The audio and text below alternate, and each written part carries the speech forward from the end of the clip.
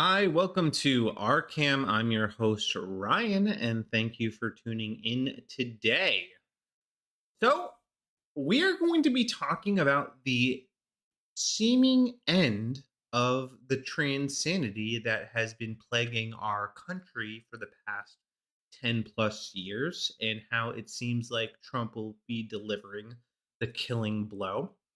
We will also discuss the FEMA denying Trump supporters aid because they're Trump supporters. We'll also be discussing how we are robbing our elders of the privilege of being grandparents, and how the new movie Wicked is, well, their merchandise is linking to hardcore corn sites. So, yeah, all that today and more on RCAM. So, if you like this content, please like, share, subscribe, and click the notification bell to stay notified. We go live every Tuesday through Saturday at 9 p.m. Eastern Standard Time. And yeah, we got a lot to talk about today. So I am pretty excited, honestly, to see that Trump's victory is going to be ushering in a second placement. All right, why Trump's victory? How Trump's victory is actually going to be ushering in the end of some of this insane gender ideology that we've seen reap havoc across the nation the past 10 plus years. And I was somebody that early on was speaking out against it. And I got called all the phobes in the book, homophobic, transphobic, all the phobics. I got those labels, all right? And it caused friction with friends. I got called heartless. I got called unchristlike. I got called all sorts of things because I recognized what was plainly obvious, that it was insane that we were going along with men pretending that they were women. And I recognize it as insane, but the rest of the world descended into madness. And the few of us that held on to reality were gaslit and made to seem like we were uh, uncompassionate, unloving monsters because we didn't think it was a good idea to be giving children puberty blockers and getting them on gender affirming care, and ultimately, mutilating their genitalia. Well, it turns out we were right, as usual. It was insane. And I said it before, and I'll say it again, that history will not look kindly upon people that went along with this madness. And I, for one, am grateful that I was not one of the people that participated in this grand lie that was uh, perpetrated, perpetuated on the masses. So I want to talk about first highlighting a story that maybe some of you remember. So,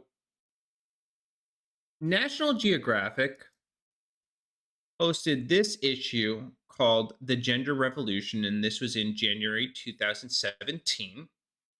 And I remember seeing this and thinking, this is crazy and evil. Like, what the hell are we doing? That we are allowing this child named Avery to undergo a gender transition and to perpetuate this lie that he is really a girl trapped in a boy's body. And many people went along with it. So this Twitter user, Restore Childhood, is going to gives us an update on kind of where this kid is at now. Now he's 17, and so in 2017, 9-year-old Avery Jackson became the poster child for trans kids. By the way, there's no such thing as trans kids. There's just insane parents forcing their cult think on their children. After being featured on the cover of National Geographic, now aged 17. And let's check in on Avery and his affirming family. Let's see if the kids know who they are. Yeah, because that's one of the lines that we were told.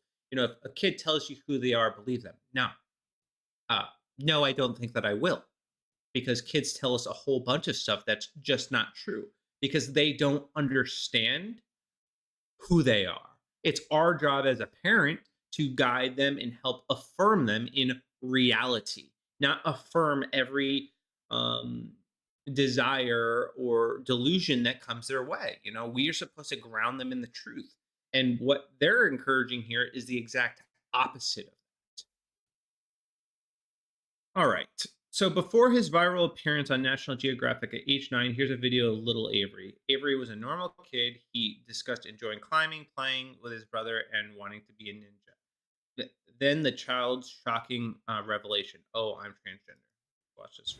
Hi, I'm Avery, and I'm 7 years old. I like to climb trees, be a ninja, pretend I'm animals, and all sorts of things. I like pretending I'm people from games. I like playing with my brother, and yeah, that's what I like to do. And oh yeah, I'm transgender. So a normal little boy. This was a normal little boy until his parent started confusing him about who he is. So 7-year-old Avery discusses being born a boy and having boy body parts, but knowing that he was a girl inside. When young kids claim they are really members of the opposite sex, it begs the question, what level of understanding do young kids have about their gender? They don't have an understanding of their gender. It's our job to help guide them in understanding who they are, and who they are should be grounded in reality, should be grounded in their biology, not these fictitious man-made genders that have nothing to do and have no basis in reality. And that's exactly what was happening to this poor kid. His mom was affirming this nonsense in him. And the 7-year-old transgender child shows great self-awareness when he says, "Sometimes I like to play as an animal, a ninja, or a princess, but but it doesn't mean my parents should treat me that way because it's just make believe." Yep, exactly. It was make believe. My daughter pretends she's all sorts of things, and we know that it's make believe. We know that it's not real, and she knows that it's not real. But when you have a parent that suddenly takes I guess, starts affirming this make believe as being real, well, that can cause very real harm and confusion. So let's scroll down a little bit, and we're just going to see where they are now. All right. In a shocking clip from Transhood, Avery expresses no longer wanting to continue his public life of trans activism and his book tour, saying that it ruined his life. To this, his trans activist mom, Debbie, responds with shock that her child changed her mind. We're going to Washington, D.C. We actually go and meet with our... By the way, that's the mom. Is that not kind of what you just had in your mind? That's the mom is exactly how you imagined her. Going to Washington, D.C. We actually go and meet with our senators and representatives. After we do that, we go and sit and sell some of Avery's books for a little while. I just don't want to even have a book. I've done too much in this world. It's ruined my life enough, and now everyone in this world is going to know. And it's just going to make my life worse. A couple years ago, you wanted people to know. Yeah, I did, but now that was really stupid, silly mistake, and now I don't. We're going to Washington. Yeah, because he was freaking a child. A child. And now it's starting to dawn on him that he totally torpedoed his life. We're going to Washington, D.C. We actually go and... The same clip. But it's really, really sad, and now I guess apparently he identifies as non-binary, so neither male nor female, because this is a person that has been fundamentally confused about who they are, which is ironic too, because if you believed, you were a girl trapped in a boy's body, then how suddenly you're now non-binary? what changed? No, nothing changed. This kid has just been um, assaulted with propaganda his whole life, and his parents have been affirming the delusion. And this is one of those things that I have always had an issue with, that I've always thought has been horrible and really just disgusting. And now it seems, with Trump assuming the office of the president, that this is going to change. And it seems like the election results as a whole have been a massive indictment on gender ideology. And I could not be more thrilled about that. So I'm going to show you this clip from Trump because I just think it's great and is a good sign of the direction that we will be heading as a country if he follows through with what he says he's going to do. All right, here it is. Tuition costs at colleges and universities have been exploding, and I mean absolutely exploding. While academics have been obsessed with indoctrinating America's youth, the time has come to reclaim our once great educational institutions from the radical left, and we will do that. Our secret weapon will be the college accreditation system. It's called accreditation for a reason. The accreditors are supposed to ensure that schools are not ripping off students and taxpayers, but they have failed totally. When I return to the White House, I will fire the radical left accreditors that have allowed our colleges to become dominated by Marxist maniacs and lunatics. We will then accept applications for new accreditors who will impose real standards on colleges once again and once and for all. These standards will include defending the American tradition and Western civilization, protecting free speech, eliminating wasteful administrative positions that drive up costs incredibly, removing all Marxist diversity, equity, and inclusion bureaucrats, offering options for accelerated and low-cost degrees, providing meaningful job placement and career services, and implementing college entrance and exit exams to prove that students are actually learning and getting their money's worth.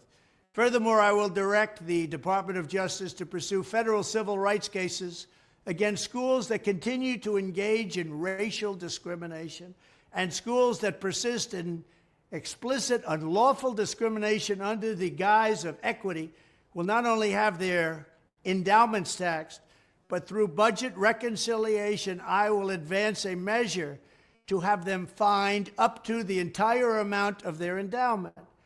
A portion of the seized funds will then be used as restitution for victims of these illegal and unjust policies that hurt our country so badly.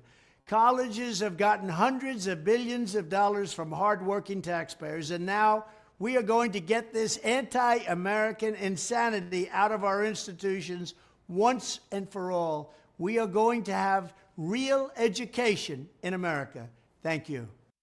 So this is one part of what Trump is going to do. There's another clip. I thought that I pulled up the right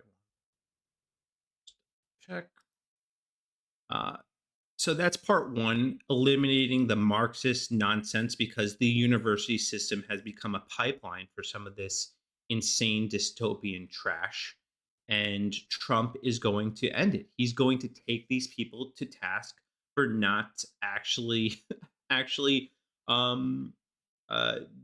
meeting the requirements of accreditation, and also the people that are giving these colleges accreditation when they're not actually doing what they should be doing to uphold their accreditation. And I think that is great. And him taking on Marxism, I think, is a step in the right direction.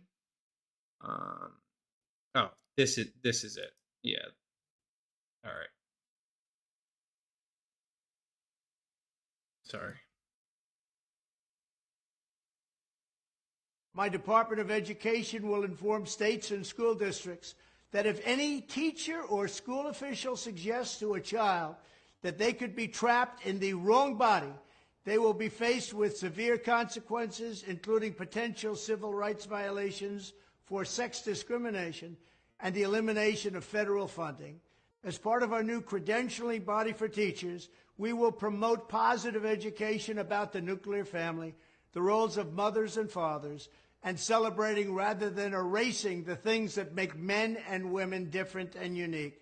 I will ask Congress to pass a bill establishing that the only genders recognized by the United States government are male and female. Come on, let's go. I think that is awesome. But this is a little nitpicky, but I hate this. He is adopting the leftist language right here, assigned at birth.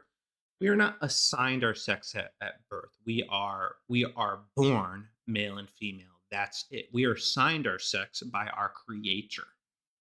So this does seem to imply that we get to choose and we don't get to choose. Kat wrote, they listen to the children right up until the kid decides they don't want to play the part in the lies anymore. Yeah, absolutely right. Yeah, they do listen to the children up until they don't want to go along with it. Until they realize that they've been duped, they've been lied to. Until they realize that they've been victims to this insanity. Anyway, let's continue. And they are assigned at birth. The bill will also make clear that Title IX prohibits men from participating in women's sports, and we will protect the rights of parents from being forced to allow their minor child to assume a gender which is new and an identity without the parents' consent. The identity will not be new, and it will not be without parental consent. No serious country should be telling its children that they were born with the wrong gender, a concept that was never heard of in all of human history. Nobody's ever heard of this, what's happening today. It was all when the radical left invented it just a few years ago. Under my leadership, this madness will end. Thank you very much. Yes. Yes. I cannot tell you guys how ecstatic I am that this is coming from the person that is helming the country. Because that's the way that you actually cut the head off of this demon. That you stop this dragon and you stop it in its tracks.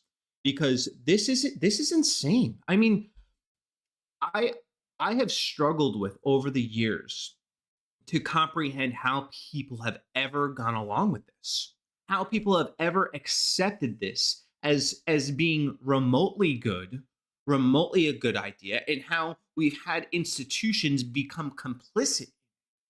It's just insane, but Trump is actually going to stop it.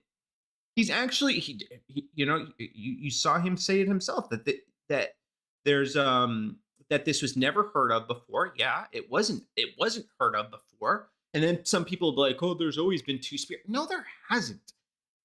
This is completely new.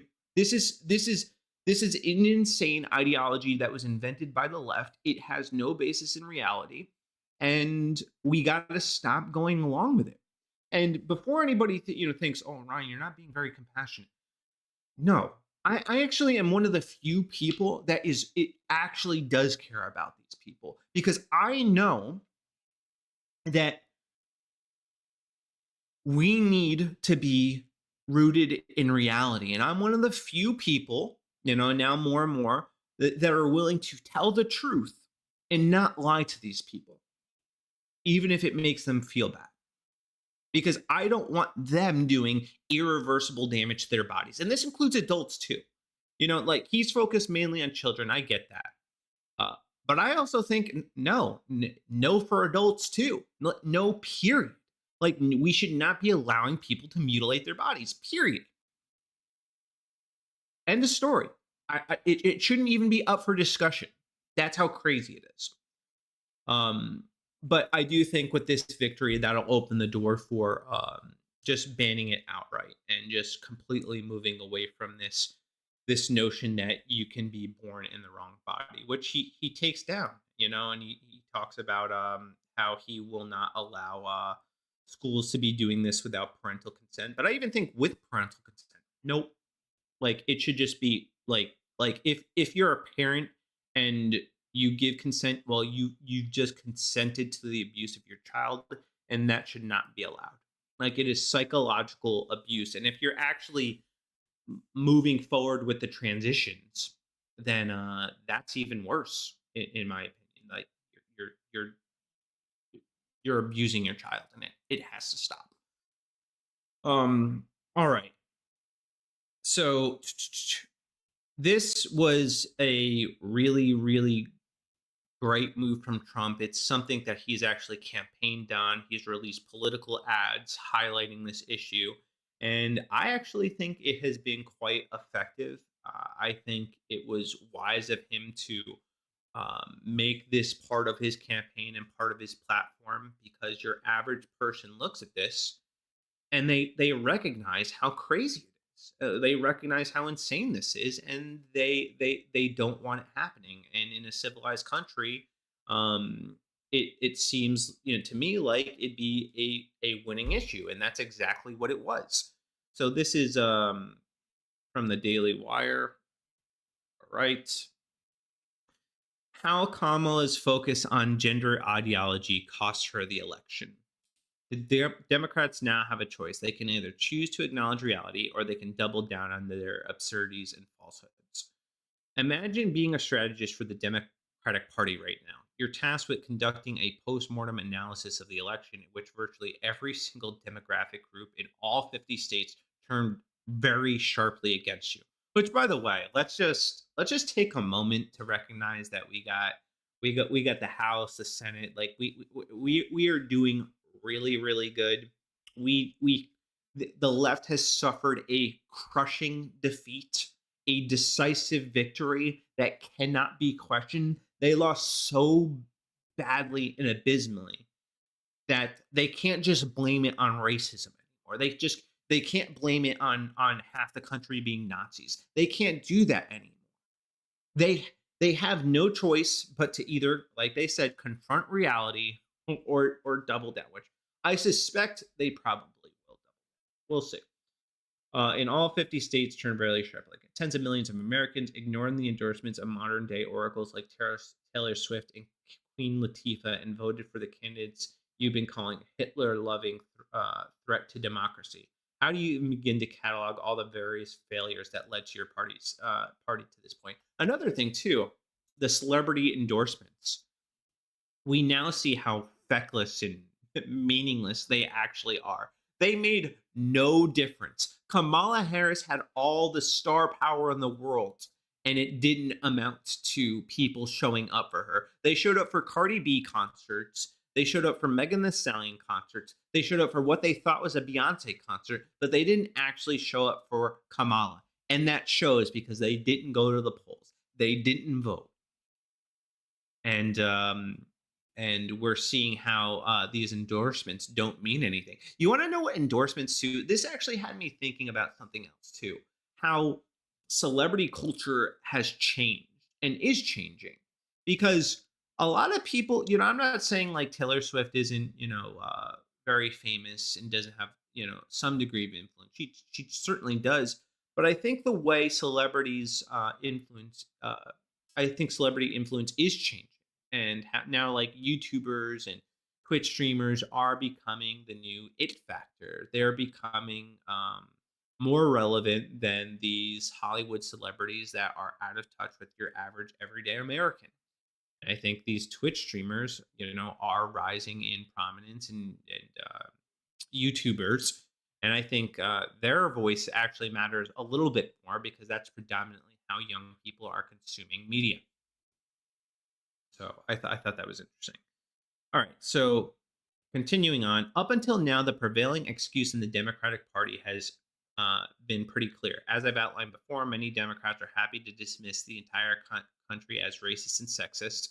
In fact, Hispanics are apparently racist against themselves. Yeah, us Spanish folk, we hate ourselves. We hate ourselves so much that they ultimately voted for a racist Nazi president. Shocking. Very, very. Who would have saw that coming? So this is the kind of theory you come up with when you don't actually want to talk to Hispanic people, or be anywhere near them for that matter. But you have to find some way to explain why they might want to build a wall and enforce the law. So you conclude that they must hate themselves. That must be it. It couldn't possibly be that there are, Hispanics here that, immigrated here legally and don't want to see their country turned into a third world country, that don't want to be subjected to gang violence or violence from the cartels, and don't want their resources being used up by illegal aliens that don't have respect for their country or their country's customs. It couldn't be that. It couldn't be, people that did it the right way watching illegals skip the line and uh, try to be entitled to or to the benefits that they are supposed to be afforded. It couldn't be that. Like imagine doing things the right way and going through the immigration process the right way, just to see these people cut the line. And then if you don't support Kamala, then they call you racist. It's insane. And it's not surprising why Hispanic voters are disenfranchised with the Democratic Party. So at the same time, there is at least one Democrat-aligned group that's taking a different and more serious approach. I'm talking about something called Blueprint, which I hadn't heard of until a day ago. Blueprint describes itself as a vital tool that can help Democrats win elections in the future. This is a left-wing group that basically tries to craft messaging for the DNC. Over the past week, Blueprint has employed pollsters and strategists to figure out how Democrats lost so badly on election. Yeah, they're going to need to do a lot of soul searching to figure that out. They've been tasked with sifting through the wreckage to identify what caused the implosion, and what they found is remarkable. Even given all the endless polls and analysis that we've been subjected to this month, this one stands out. I hadn't seen these results until Charlie Kirk pointed them out the other day in an X post. He posted a chart of Blueprint's finding. It showed the issues that voters cared about in this election, ranked by their level of importance. They calculated this by asking voters to compare a bunch of issues in a kind of round robin analysis. This little chart is tiny. I wonder if I can pull up Kirk's tweet. Let's see. Yeah. All right. So this is showing. All right. Well, it's really tiny. I'm just going to read the article. All right. So, so as you can see, there's a lot of issues that on that list. Voters had many options to choose from, and according to Blueprint's findings, swing voters who ultimately voted for Trump, meaning the people that determined the outcome of this election, were very unhappy with Kamala Harris's focus on transgender issues. In fact, Kamala's views on topics like transgenderism at the expense of I'm not going to try. Issues was the number one most important issue on these swing voters' minds. Just so we're clear on the terms, Blueprint defines swing voters as those who are undecided in the presidential race and have changed their voting preferences since 2020. So transgenderism was a decisive factor in determining how these people voted. And it's not exactly surprising that most people don't recognize, men masquerading as women as being actual women, but instead deeply confused people. It's no surprise to us that when you have, people like Rachel Levine and Sam Britton, another, trans, non-binary, whatever, and then you have these transgenders at the White House, that doesn't go over well with your average everyday American that's tired of the LGBTQ plus nonsense being shoved down their throats. If you go to Blueprint's crosstabs, here's what they found specifically about this group of voters. Among swing voters who ultimately voted for Trump, the top reason for voting for Trump over Kamala was Kamala is more focused on cultural issues like transgender issues rather than helping the middle class. Yeah. She's focused on a small fraction, a tiny, tiny fraction of American citizens that are deeply confused and deeply troubled, and not the middle class and your average everyday American who is reeling from inflation, who is bothered that our borders are being overrun, that doesn't want their children subjected to this LGBTQ plus nonsense in the public school system, they focused on the wrong people and they bet on the wrong horse and they lost bad, bad. And I couldn't be more thrilled to see it happen. I'm glad that they're having this aha moment.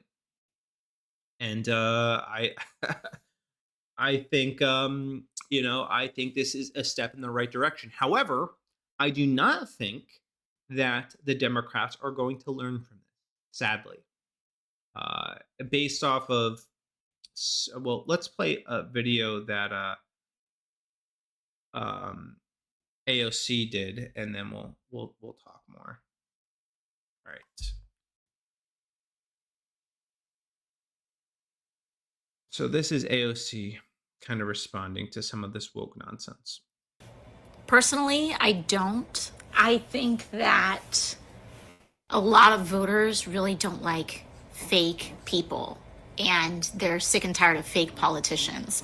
And so, what I actually think is worse is saying something you don't believe. And so, if during the entire time in campaign season, you're saying that you're down with trans people or like the LGBT community, and then you lose an election, and then the next day you say all that stuff was wrong. I actually think what people are more upset about is someone was doing something they didn't believe and just saying something. Like, if you actually weren't about that life, why did you campaign as though you were? Now, I won't disagree with her that the Democrats are frauds, and most of them don't actually believe this stuff. They don't actually believe in trans. They don't care. They just want to win votes. And yeah, some people see through that. But also, it's just insane. I mean, it's really that simple. It was just crazy to ever campaign on this. And then they realized it last minute and started backtracking. But by then it was too late because the people already knew and understood that this is where they stand. They're all about the LGBT. And even if you're quiet about it during this campaign, we have YouTube, we have X. We can look at the old videos of you guys supporting this and demonizing people that were against it. So yeah, I think this was not good for voters, but I do not think that they will learn, as indicative of this MSNBC article. Democrats would get nothing for throwing trans Americans under the bus. In a hunt for a scapegoat, some are arguing that there's been too much focus from Democrats on transgender rights. There's no evidence to back that up, except there is. The voters have spoken, and this little chart that organization came up with is proof of that. It's proof of it. Yeah. So it was a huge indictment explicitly on trans rights because it's a load of crap. There's no such thing as trans rights. There's just human rights that are extended to both men and women. And we don't have to fight for this imaginary category. If you're a man or you're a woman, you have the rights that are endowed to you by our Creator under the Constitution. And we don't need additional rights for you in your imagined plights. And if you were really like if you were really the opposite gender, then you would just fall into to either male or female anyway. But no, they want special treatment. They want us to accommodate all the 37 plus genders at the expense of reality itself. And that has largely been rejected. And I, for one, could not be more happy about it. I've been longing to see this madness come to an end. And it does seem like we are entering an era where that is going to happen. I shared that one video that I showed you of Trump on my Instagram. And overwhelmingly, the people are in support of it. They're tired of this trans insanity. They're tired of pretending men can be women. They are tired of trans activists trying to sneak in or subvert women's sports and pummeling them and winning gold medals. They are tired of it. And we are seeing the tides turn. And I think this is a step in the right direction. I pray that Trump follows through on this, and I think that he will.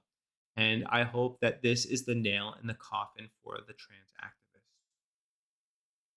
I hope they go back to the fringes of society where they belong, and they are only relegated to freak shows and carnivals and not taken seriously ever again, because that's where they belong. All right. Next story. So this one kind of hit home for me. All right. So as well, I shared this in a stream not that long ago, but I recently went on a trip to North Carolina to do some disaster relief for people that were struggling in Black Mountain. And when I tell you guys, it was bad. I mean, it was, by the time I got there, there had already been a lot of cleanup and work done, but there was still a crazy amount of work left to be done. And whole homes swept away, and whole homes basically just destroyed. And I witnessed it firsthand, and it's one of those things that was just absolutely heartbreaking. Actually, I think I could pull up a photo just to show you guys what I'm talking about. Yeah, here we go. So yeah, this is from my trip. So, this is some of the devastation that I saw. This house, man, it was over here sitting on the foundation, and it got swept away. This lady had a tree fall in her house. We helped her take that down. And yeah, they just got devastated, and it was awful, and I saw a whole a business swept off the foundation and then pressed up against another business. I just it was unreal. And as I was going through, and help, doing my part and trying to help these people the best I can. By the way, I went with a organization called Red Truck Men. They're awesome. They are awesome, and I was really encouraged by what they were doing there, and their heart to help these people. And they started out as just a men's group that would, just get together and put on breakfast for men. And then they decided, when they saw this need in North Carolina, to add disaster relief to their mission, and they hit the ground running. And it was just really beautiful and really profound. And just seeing them have this well-oiled machine trying to help reach these people. I mean, in the very beginning, they were actually helping with the rescue mission and clearing lots of. I mean, we did lots of tree clearing, and they also, are providing people meals and clothes and all sorts of things. So the organization is just fantastic.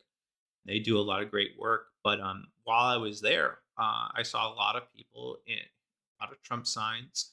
And one thing that stood out to me while I was there was that I overheard this woman talking, and she said that 80% of FEMA claims are going unanswered. 80% is what she said.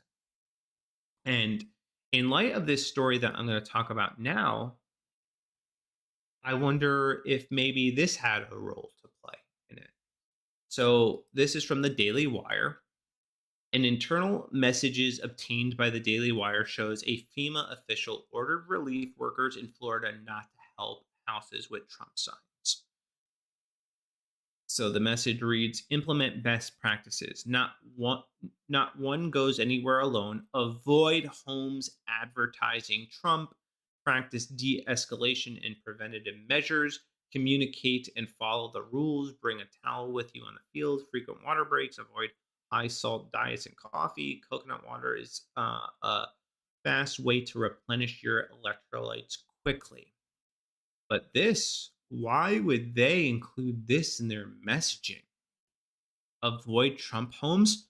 So Trump support, and this is not surprising when, the media makes Trump supporters out to be Nazis and fascists and racists and threats to democracy. But it is concerning how brazen they are about this, that they actually sent this in a text message and thought that they would be able to get away with it. Whistleblowers say that the relief workers were told it was best practice to pass over houses advertising Trump. The workers would enter into a system that they made no contact with the residents, blaming the directive Trump signed no contact per leadership. So this is what they would enter. Trump signed no contact. That's crazy that they would actually enter that into their database. So this is the official story by the Daily Wire. So a federal disaster relief ordered workers to bypass the homes of Donald Trump supporters as they surveyed damage caused by Hurricane Milton in Florida, according to internal correspondence obtained by the Daily Wire and confirmed by multiple federal employees. So this legitimately happened. This is not a hoax. This is not make-believe. This actually happened. A FEMA supervisor told workers in a message to avoid homes advertising Trump. We covered that. The government employee told the Daily Wire that at least 20 homes with Trump signs or flags were skipped over from the end of October and into November due to the guidance, meaning they were not given the opportunity to qualify for FEMA assistance. Now, this makes me think about the 80%, the woman's claim that 80% of FEMA claims are going unmet. And could this possibly be why? Because they were given directive to skip over Trump supporters' houses, which, by the way, North Carolina, it consists of mainly Trump supporters. I'm not saying all of Asheville, obviously. There's liberals there, but there's definitely a fair amount of Trump supporters, especially in the mountains and more rural areas where people were not able to get and where a lot of the damage occurred. This could cost people their lives. And it's just so insane to me. So I think, obviously leftists are insane psychopaths. I make no apologies about that.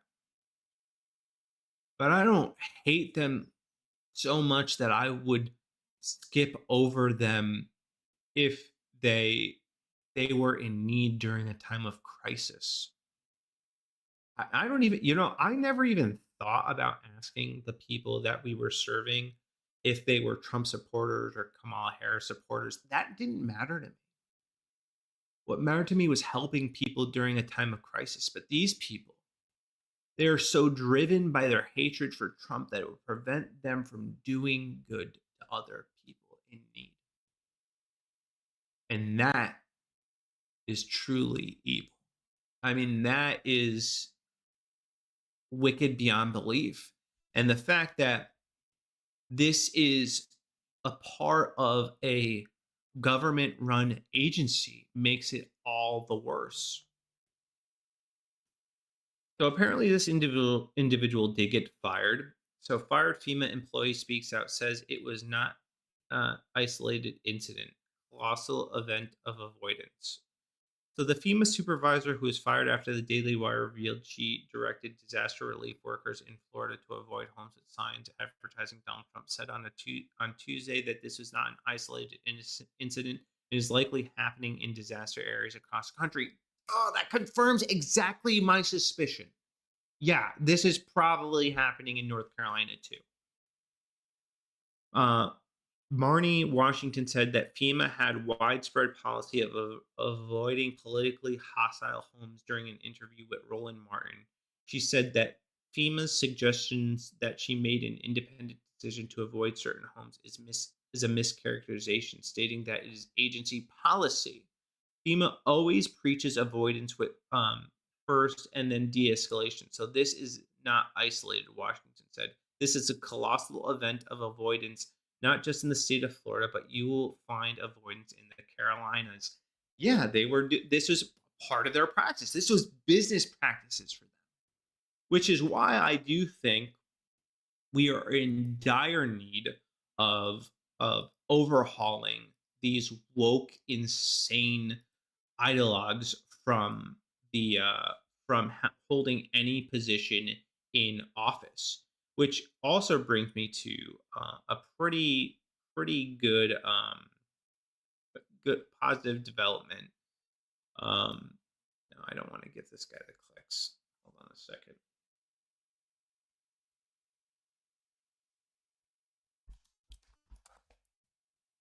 There are just some people that I just don't want to give them the clicks. Here we go. I'll give Elon Musk the clicks because I like Elon Musk.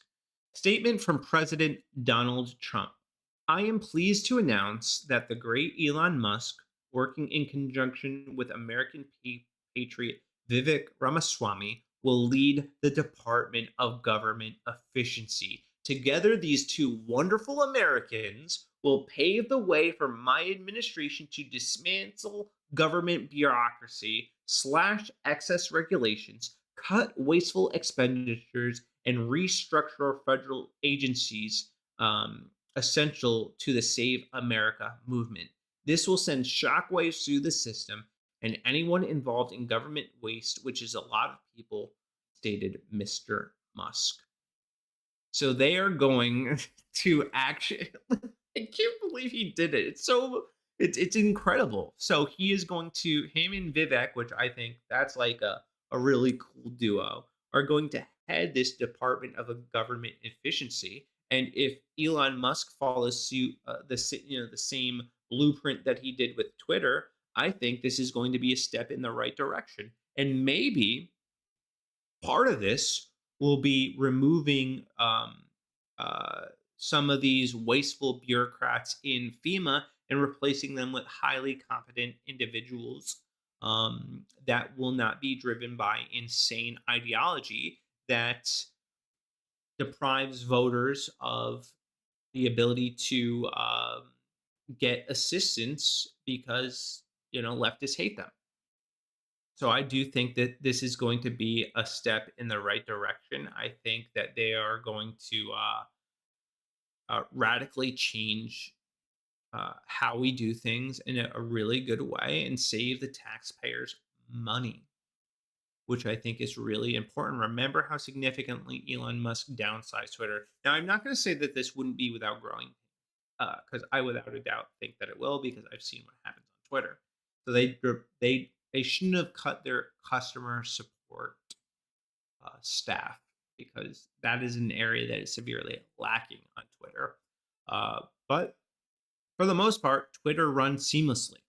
So if they can do the same thing with government, and maybe take some lessons learned from the Twitter acquisition and pair that with Vivek Ramaswamy and his goals and aims, I think they could radically transform the government and shrink the size of it in a scale that makes sense. And I think this will be overall good, because we just have too many incompetent people just filling seats, and not things are not running as efficiently as they should be. And having people that know how to do this, having people that understand how to run businesses, reduce waste and mismanagement, I think is going to be a net positive for America. So I am really looking forward to this. Also, this is going to be good for my Doge holdings. So I think that's great too. Win-win. So I think, I'm stoked for this, and I hope that this results in some well-needed change. And I am happy and excited for what comes next for America and what it'll look like, and to see all these federal agencies that aren't needed go by the wayside. It'll be good. And then if you pair this with Trump's plan, or suggestion at least at this point, to eliminate the federal income tax and do tariffs, I think, we're going to be in a position where we're going to have more money in our pockets. Now, I'm not claiming to be a financial expert, so do not take my, I am not by any means just an average Joe that reads the news. I'm not a financial analysis, so I could be totally wrong and off base on this stuff. at least on how things work monetarily. But base level, it seems pretty cool to me. Seems like a win to me. Letting taxpayers keep their own money and slapping tariffs on foreign adversarial countries and generating income from it seems good to me. So we will see. All right. So in the past couple of streams, I have covered the 4B movement, and we'll cover a couple more of these women and just how far liberalism has driven them. And then we'll talk about the effects the 4B movement is having on our elders. And then it's ultimately robbing them of grandchildren. So let's play this first video. This is by Clown World. This psychotic liberal chick kicked her MAGA husband out, and now she's saying she'll sleep with her friends. Wonderful. Not sure why no one understands how I feel. You guys know that my husband turned Republican this term. I don't know why. I threw his ass out of the house. And I have to do more. I don't want to shave my head because that's going to hurt him. I'm going to look ugly. So I'm not doing that. I think I'm going to sleep with his friends. I think that's the only way.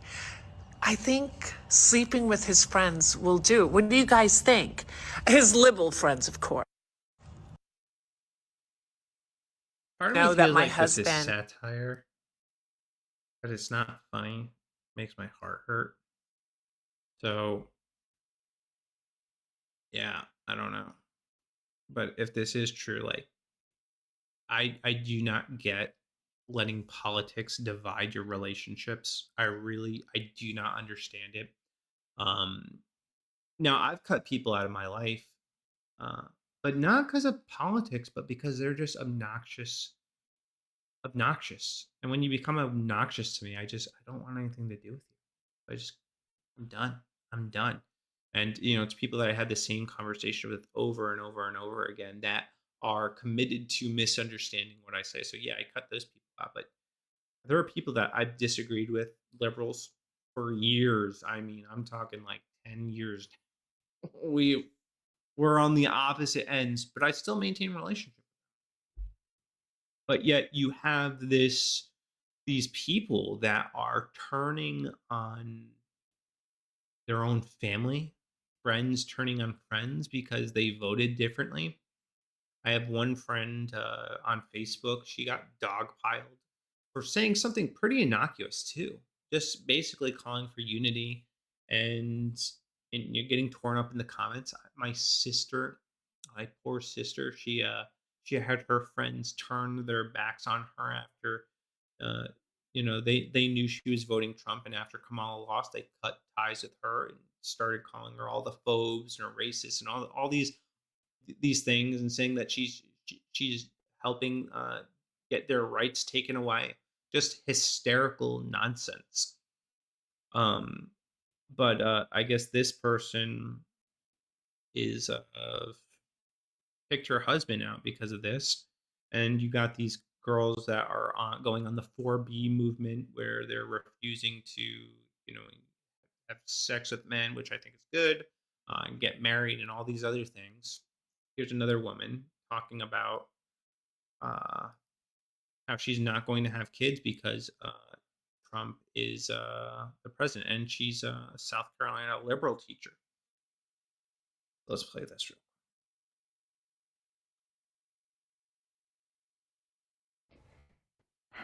Last night, the conversation my fiance and I had before we went to bed was, if this happens, we won't be having kids. At least not in the next 4 years. We definitely can't have them in the state we live in now. I'm already a high risk, and if we wait 4 years, I'll be pushed. So she doesn't want to have kids because there might be a chance that she won't be able to kill her kid if she's high risk. Am I understanding that right? I think that's what she's getting. 36, which makes me high risk and a geriatric pregnancy, which means it's probably never going to happen for me. Not here in the US, definitely not here in Charleston, South Carolina. we could move back to our home state of Maine. They're a protected state, or to Vermont, somewhere in New England. But even then, who's to say what's going to happen? And then waking up to text between myself and my female friends and my LGBTQ plus friends, and not knowing what the world's going to look like for them either. And then coming to school this morning and realizing someone might want to put a gun in my hand to protect these kids. That's all we did at our last teacher in service day, was prepare for gun lockdowns. I teach 2 and 3 year olds, and that's the world they're growing up into. So I hope you voted, and I hope you know what you did when you voted. I know exactly. I mean, I know that I am not I am not unhappy with the outcome of the election, and I'm glad that Trump ultimately won. Even though I didn't actually vote for him, a lot of people don't realize that I didn't vote for Trump. But so far, he's proving that he is actually going to do what's right, and I think that's good. And he's done a lot of things that I just overwhelmingly agree with. But with this woman, I think it's hyperbolic and ridiculous that she doesn't think that she can have a child because what what is Trump exactly doing that is inhibiting your ability to have a child? That he is allowing states to decide their abortion rights, and in South Carolina, you're not allowed to murder your child in the womb if there's quote unquote risks, which I don't think there's any risks that actually support murdering the child in the womb when it's going to be removed anyway. So I'm not quite getting it. But these people are hysterical, and they are out of touch with reality. And this actually ultimately stems from deep selfishness, a desire to serve themselves and serve their own emotions rather than actually think of the future and think of bringing life into the country. Even their entire premise about 4 years not being uh, good, I think they are entirely misguided and deluded. Uh, and ultimately, though, they are going to die childless and alone. And not only that, though. So, like, I know, I know there are lots of people that uh, they have kids for the wrong reasons, but I do think that it is a good thing for most people to have kids and to actually give their grandparent or their parents the opportunity to become grandparents. And that's something that we don't really talk about. And I wanted to talk about this because there's this article by the New York Times that I think is interesting and worth a read. All right, so this is from Brittany Martinez. I'm seeing this more and more often. Our generation was constantly told we had all the time in the world and didn't need to rush into marriage or worry about that. So many people listened, and now we're trying to find someone, and it's much harder. Now less people are getting married and having kids, and it's a shame. Children revive their grandparents in so many ways. Yeah, 100% agree. And this is what happens when we are focus entirely on ourselves. Actually, let me get that. I think the New York Times is going to have this paywalled for me. We'll see.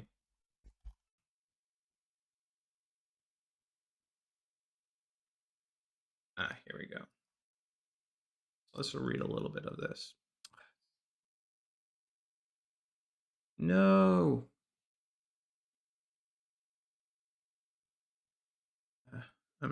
I'm not. Sorry, guys. I'm not paying the New York Times. I'm not going to the paywall site right now to remove it. But the basis, I think, is a good topic for discussion. So The New York Times, the title of the article, the headline is "The Unspoken Grief of Never Becoming a Grandparent." A growing number of Americans are choosing not to have children. Their parents are grappling with what that means for them. Yeah. Uh, because at that season in life, too, it's like you've lived your own life, you've raised your kids, and now there's not a lot left for you. So there's a certain joy and excitement and enthusiasm that comes with being a part of your grandchildren's life. I know that, my daughter's grandparents, all of them, love seeing our girls, and it lights up their life and it gives them meaning and purpose. So not only are these people that are opting out of having children robbing themselves of that purpose and meaning, but they're also robbing their parents of that purpose and meaning. And I know the mindset is, well, we should have children for the sake of our grandparents. No, that shouldn't be the reason that you have children. You should have children because it gives you purpose, but the byproduct of that is giving your own parents purpose and meaning. And it's a joy that they will be deprived of because most of, unfortunately, the millennial generation is so focused on themselves that they can't see how their decisions impact anybody beyond them. And it's really sad. And they can't even see how their decisions will impact them. And by the time that they do come to realize that they really did want kids, it'll be too late. They waited too long. And some of them bought into the same fear mongering the young woman I talked about before bought into. And it's just really tragic. It's really a tragic thing. And I think we need to stop and reevaluate what we prioritize. Because you can come back to a career. You can come back to that later in life, but there is a point where, especially if you're a woman, you're not going to be able to bounce back from it. You can't, as Jordan Peterson says, you can't outrun your biology. There are biological realities that you cannot avoid. All right, so Walsh had a good take that I want to talk about that's kind of in the same vein. So there are a lot of reasons why people aren't having kids these days. The economy isn't one of them. That's a cop-out, an excuse offered by selfish people who are too afraid to admit they're selfish. Yeah, it's the truth. People with fewer resources than you have been reproducing since the beginning of human civilization. Literally billions of people have done the same thing we are now told we can't do unless you have 100K in savings. If people had this attitude in the past, the human species wouldn't exist anymore. We all know it's nonsense. Then he goes on to say, I can't afford it. Billions of people, billions have afforded it with less billions. How is it that you can't do something that has been done under more difficult circumstances billions of times? Stop making excuses. At least be honest. And I couldn't agree more with this. I'm not going to pretend like kids are cheap. They're not cheap. All right. They are expensive. There are expenses that come with kids. But God makes a way. If God is going to bless you with a child, do you think that He is not prepared to give you the means and provision to care for said child? And I've seen people, I've witnessed people, I've done mission trips in other countries where people have significantly less than we have, and they have twice as many kids as we have. Riddle me that. How do they do it?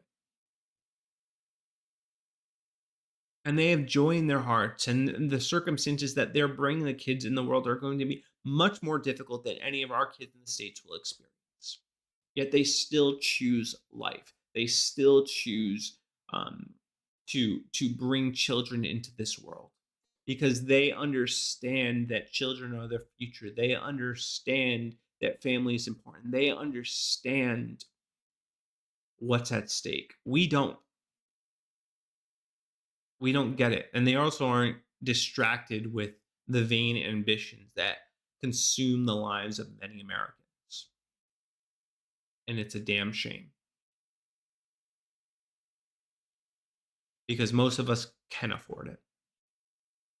And most of us, if we're being honest, don't want to give up going out to dinner, or going out to lunch every day, or you know, uh, not buying that hobby. We are or cutting back on your Netflix subscriptions. That has taken more value over the lives, over bringing a child into the world. If you are being completely honest with yourself, yeah, bringing kids requires sacrifice. It requires adjusting your quality of life, but totally worth it. And there is not, I would endure lots of inconveniences for the sake of my children. There's not anything that I wouldn't give up for them. Fortunately, though, I'm actually able to maintain a decent quality of life while still having children and with plans to bring more children into this world, because I know who my creator is. I know where my provision comes from. I know that children are a blessing and I'm going to treat them as such. And I know that it's not just good for me, but it's good for my whole family to have children. It's good for my daughter. It's good for my wife. It's good for their grandparents. It gives them something to fight for. I can't tell you how many times to my mother-in-law when we were talking about the election, she kept thinking about the world that her grandchildren were going to grow up in, and how that drove her to act, drove her, influence her decision making. Imagine robbing your parents of that. And it even helps them live longer. Having someone to live for beyond, just you. The energy of children is a beautiful thing that I think we take for granted, and the joy that it brings them. I think it's just a good thing that a lot of people are missing out of, and a lot of people are depriving their parents of. I think maybe, stop thinking about yourself for a little bit and think about your parents and think about your future and think less about your career and think about God too, especially if you're a Christian. There's a mandate. Command, be fruitful and multiply. That's not an option. Something God commands us to do. Now, I'm not saying literally every person is called to have children. I do think that there are some people that are called to be single, and I think that's a good thing. But we do need to prioritize the future, especially because our population is below replacement level.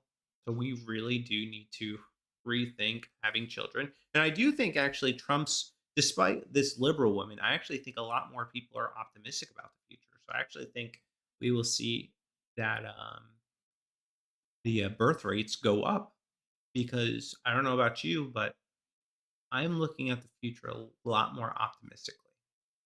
No matter what, I trust God and I trust His hand in His leading. But having Trump at the helm does give me a little bit more confidence, at least where we're heading as a country. And I do think it's a step in the right direction. All right, I was going to cover the Wicked story, but I think I'll save that for another stream. I'm going to end this stream. I appreciate you guys tuning in. If you like this content, please like, share, subscribe. Oh, Melanie just popped in just as I was wrapping up. I'll hang in for you for a minute. We'll cover the Wicked story. Why not? We'll cover the Wicked story. All right, let's do this. Let's do it. All right. So this was brought to my attention by Evan Kilgore, Mattel Toy Manufacturing, which is coincidentally owned by, well, sorry about that, just printed a link to an explicit porn website on all their new Wicked dolls. Wicked.com is an adult porn site. There are no coincidences. Stop noticing. So this is from the Daily Wire. Mattel deeply regrets the porn site misprint on their Wicked dolls. Like, how do you mess that up? That I don't understand. How do you mess that up? Whoops, my bad. We linked to a hardcore porn site to your children on their dolls. It just seems like uh, something that a company as big as Mattel shouldn't miss. Toy manufacturer Mattel has said that it deeply regrets a misprint on packaging for dolls inspired by the new Wicked movie, which listed the address for an adult website. The company recently released the singing dolls ahead of the long awaited film starring Cynthia Erivo and Ariana Grande, but the eagle eyed fans posted images on social media showing the packaging had a pornography website on it instead of the movie's web address. In a statement, Mattel apologized for the unfortunate error and advised parents that the misprinted website is not appropriate for children. The BBC has seen online instructions on Mattel's website for both Glinda and Elphaba dolls, listing the erroneous website underneath the Universal Pictures logo, the film studio behind the movie. Yeah, that's crazy. That's wild. That seems like a massive, like somebody should be getting fired for that mistake. Now, thankfully, I think the saving grace is that I don't think there are going to be any kids that are actually going to this website.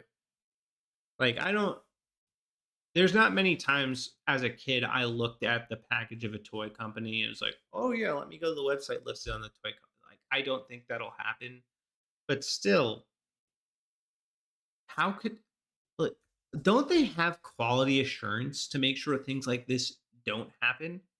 Make sure like they're not accidentally, giving links to adult X-rated websites. It doesn't make any sense. Oh yeah, I agree. A witchcraft doll is not appropriate for children anyway. I agree with that 100%. So it's not really surprising that this comes with a witchcraft doll. But I don't even think the people that are buying this for their kids would want their kids going to this type of site. It's just wild to me. It's wild that they would make this type of glaring error. So yeah. Also, I am tired too. I know Wicked is like an older play now. I think like when I was in high school, I went and saw Wicked, and I'm just so tired of the the bad guy is really the good guy plot line that we see in films, and that all these evil people are really just misunderstood. No, like let's stop with this nonsense. Us trying to normalize evil. It's ridiculous. No, witches are bad. Let's stop making them good and making it seem like we victimize them. I long for the days where we could just have like a classic villain to hate, and them not have some backstory where suddenly they were actually like really misunderstood in the good guys. I'm tired of it. It's a tired plot thread. All right, now I am going to be ending the stream.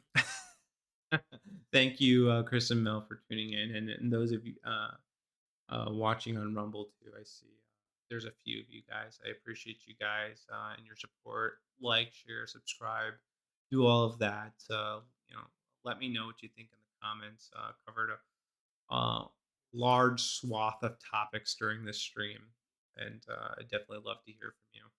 Anyway, I hope you guys have a blessed night. Pieces.